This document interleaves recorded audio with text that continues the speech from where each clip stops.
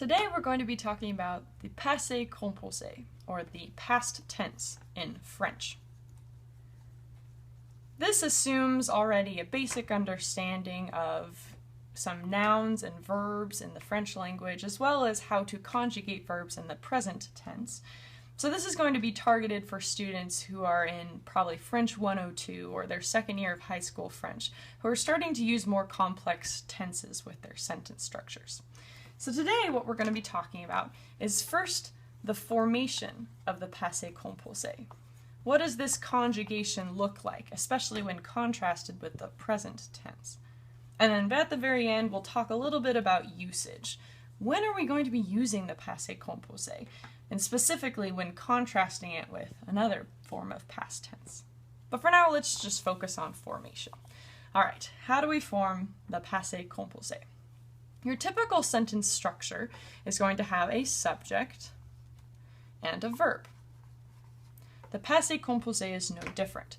This is where your subject is, the noun doing the action, and this is where your main verb is going to go.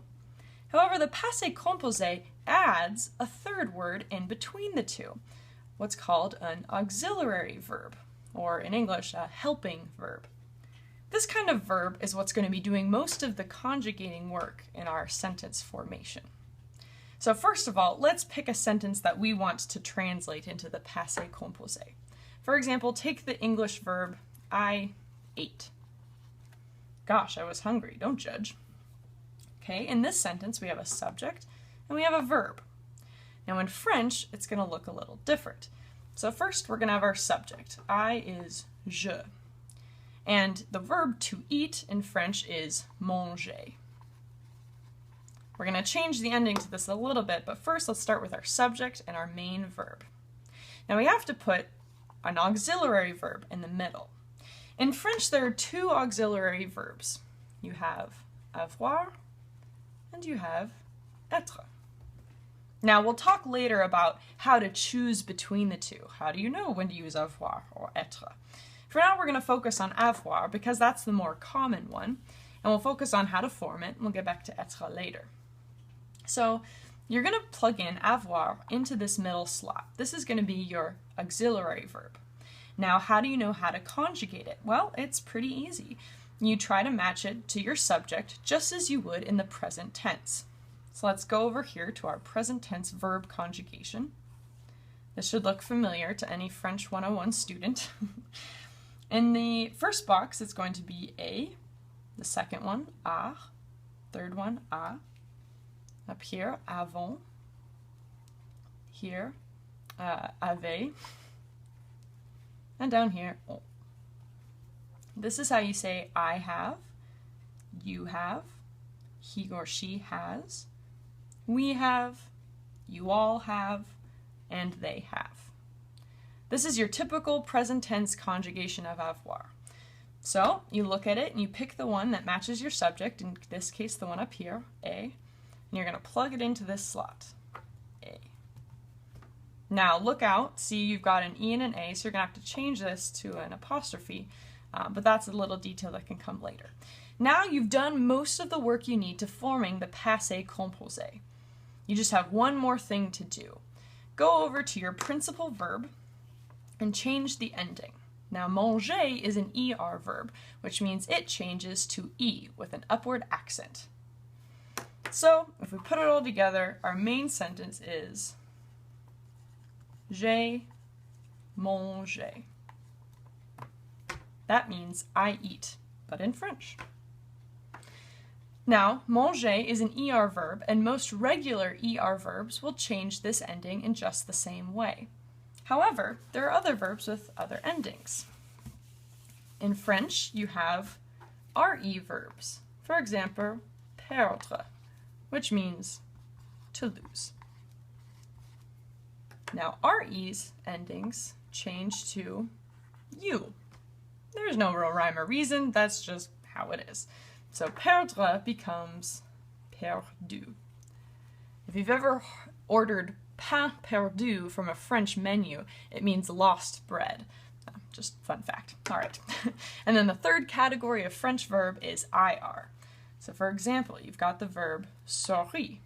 which means to smile. IR changes just to I. Pretty easy to remember, just drop the R. So souris becomes souris. Pronounced the same, but spelled very different. So, again, how do you form the passé composé? You take your subject, you conjugate your auxiliary verb so that it matches your subject, and then you add your main verb with the appropriate ending, depending on what kind of verb it is. That's your basic formation. Now remember earlier when I said that there were two kinds of auxiliary verbs? You've got avoir and être. Well, 90% of the time you're going to be using avoir. It is the most common auxiliary verb. However, there are some exceptions. Sometimes you'll come across a main verb that goes with être. Now, there's a mnemonic that's probably the most common mnemonic used in French classes in order to memorize what verbs go with être. And it's called Mrs. Vandertramp's. The reason we use this is because there's no real explanation for what verbs belong in this kind of special category, so the best way to remember is just to memorize the list. I'll go ahead and read the list through right now, which each letter represents what verb, but you'll have to go find the list on your own to memorize it better. Here we have monter, rentrer, sortir, venir, arriver, naître, descendre, entrer, retourner, tomber, rester, aller, mourir, and partir. The S just makes it sound better. So using this kind of mnemonic will help you remember which verbs go with être as their auxiliary verb. In addition, any verb that is reflexive, so when you see the word se in front of the verb, that makes it a reflexive verb.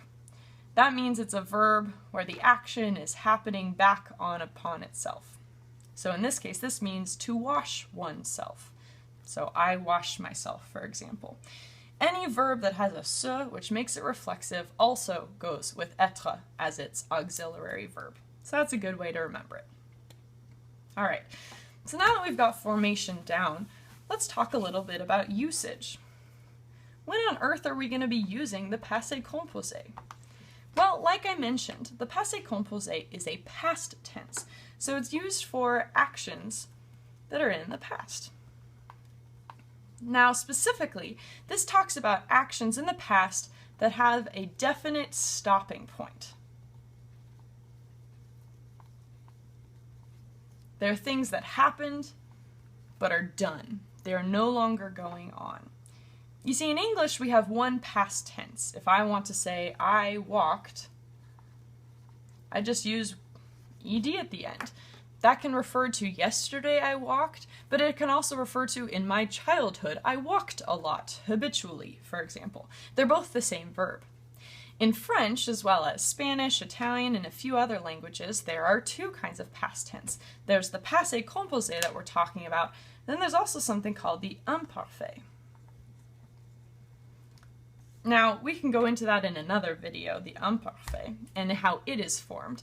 But for now, a basic way to remember it is this is for ongoing action.